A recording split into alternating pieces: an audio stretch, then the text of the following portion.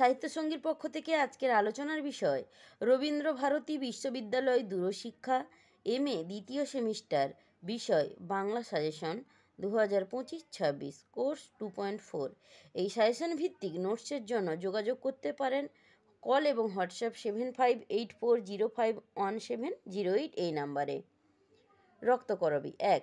রক্তকরবী নাটকে কি যথার্থ রূপক সাংকেতিক নাটক বলা যায়? তোমার মতামত দাও।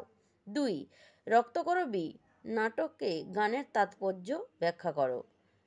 3। রক্তকরবী সত্যমূলক নাটক অথবা এই নাটকের নাট্য পরিণতি সম্পর্কে আলোচনা করো। 4। রক্তকরবী নাটকের নামকরণের সার্থকতা বিচার করো। 5। চরিত্র অধ্যাপক চরিত্র নন্দিনী রাজা। টিনের তলোয়ার 1। টিনের তলোয়ার নাটকের নামকরণ। 2।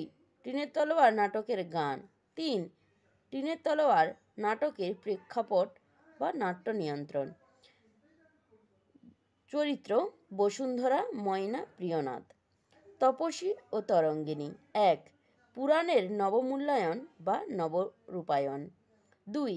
তরঙ্গিনী চরিত্র। 3। ঋষ্যসিংহ চরিত্র এবং ইন্দ্রজিৎ।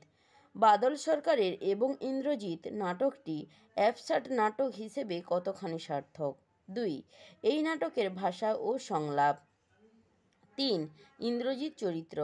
4। সঙ্গীত ও কবিতা। 5। মানসী চরিত্র।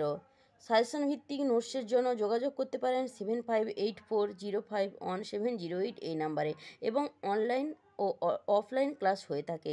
ক্লাস করতে চাইলে এবং নোটস পেতে চাইলে এই নাম্বারে আপনারা যোগাযোগ করতে পারেন।